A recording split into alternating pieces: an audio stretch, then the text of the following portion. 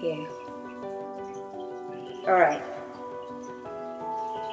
So you can go ahead and just look at those three areas: sustainability with fish, and also the environment, and just what you feel the future habitat for fish should be, and maintenance of that particular habitat as well. Okay, I mean, I suppose with standard in the fishing things like that, it's hard because you're always trying to provide them with the ideal environment, but it's always near impossible when it comes, to creating that in an artificial sense. Yeah. So you can only ever go so far, and I mean, it's no, really. Because I looked at obviously we look at the natural environment, and there are issues now in terms of pollution, our environmental change, the ozone layer thinning. So these will affect obviously the marine life in our oceans. Not only that, our rivers and so on, which is why I was looking at the organizations that specialize in maintaining fish. Just looking at what your opinion is roughly, just understanding that the influences that affect the habitat for fish. Okay, I'm actually thinking now this one might be above my area of expertise, so I don't know how mine's going to be able to help you out there. It's not like it's getting community to discuss. So I'm not looking at experts per se. I believe that a change to improve the environment or our ways of caring for our connection to our environment comes not only from experts or specialized people. It comes also from communities who have their own experience with the animals or with the environment, which is why I called Mentone Aquarium. Yeah. Yeah. So your opinion is valued. Yeah. No, I'm just thinking of, I know it's going to be a pain for you, but the best person to speak to would probably actually be Lisa. Yeah. She got on today. She's back in tomorrow, but she's very into the environmental side of everything, and that she might be a better candidate for this than I would be. Okay. If there's any chance of giving her a buzz tomorrow. I don't mind looking at that, but you would know just generally about your what in the aquarium the processes are.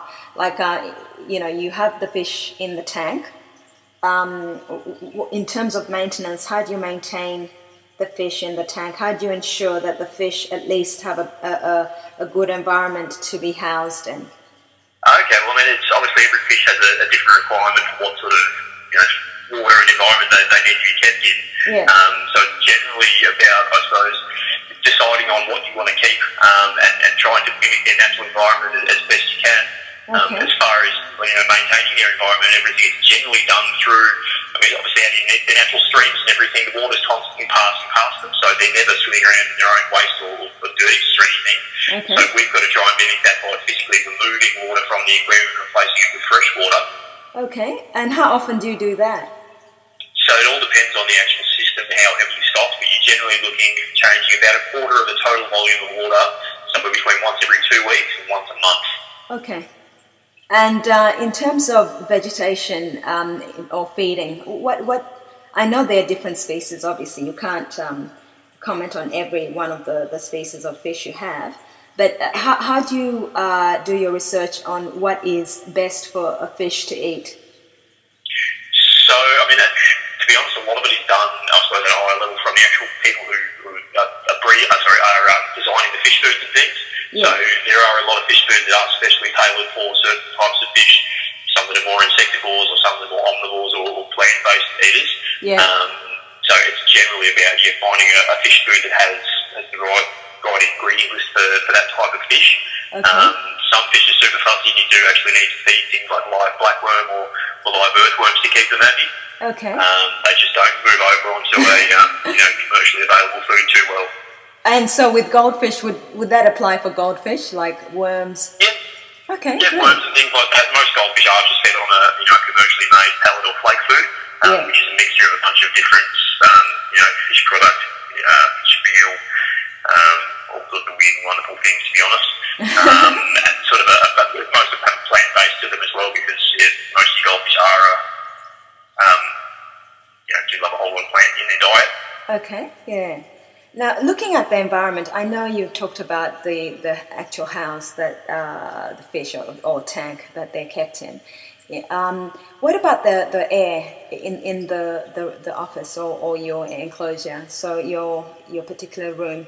Do you air out the room and ensure that the atmosphere has, obviously there's oxygen?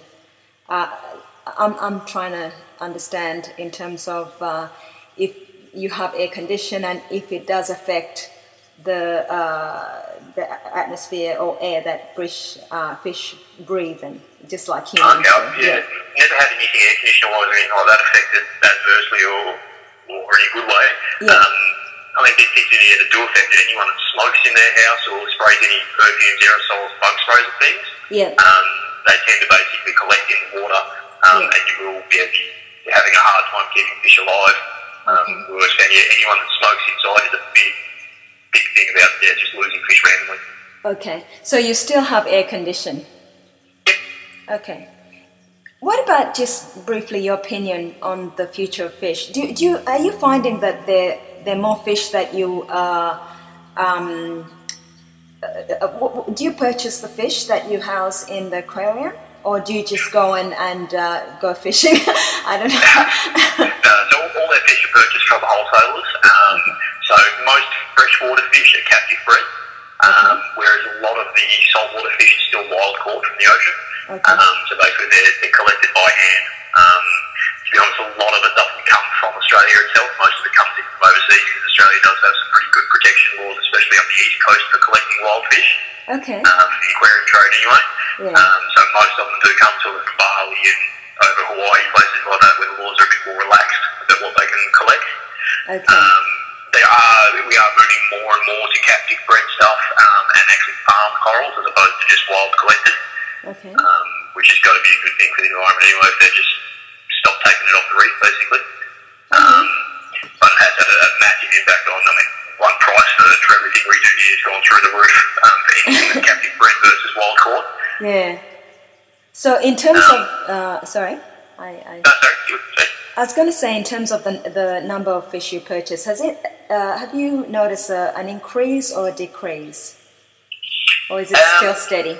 It's probably fairly steady. Okay. It did go through a bit of a lull probably a couple of years ago, but it hasn't been on stack, and it's been pretty steady. Okay. And your suppliers, do you feel that it's cheaper?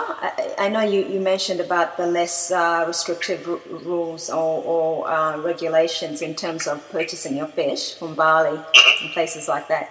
Do you find it also cheaper? Definitely. So a lot of smaller shops can't import their own because they don't have their own quarantine facilities. Okay. Whereas we can quarantine our own fish here. So when they're imported, they're inspected by Department of Agriculture or Biosecurity, whatever they're calling themselves this week. And then we quarantine them here and release them through that. So it's definitely cheaper to do it that way, as opposed to buying from a supplier here in Australia. Perfect. Thanks so much, Rick. Rick, I didn't get your surname. If I could please have your surname. Deluca, D-E-L-U-C-A. L-U-C-A. D-E-L-U-C-A, yep. Yep, so there's actually a space between the E and the L. Oh, okay, Two yeah. word things, but Okay. Rick, once I publish this magazine, I don't mind sending you a copy if you don't mind having a look at what I put down. Thank you for your time, Rick. No worries, I hope I was helpful. You were, and I don't need to talk to Lisa. This is all. I want a hands-on approach in my business rather than just looking at. We've looked at environmentalists a lot, and excuse me, a lot of.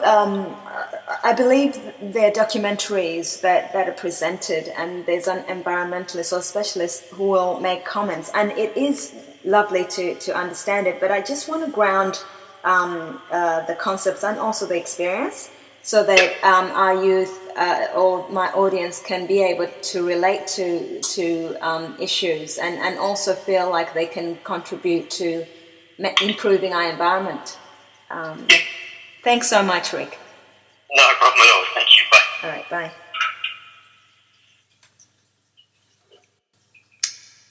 That was Rick from Mentone Aquarium, Rick Deluca.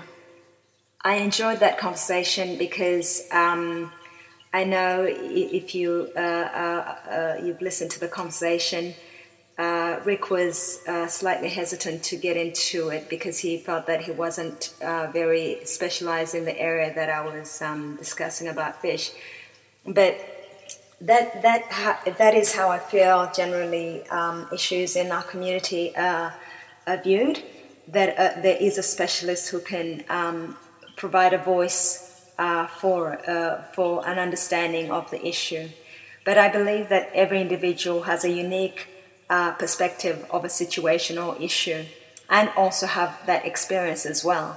So each person can add to a scope of an issue, and in its entirety we can improve various existing processes in place and also ways in how to improve our environment, or just maintain it according to the mix of expertise and also the mixes of experience.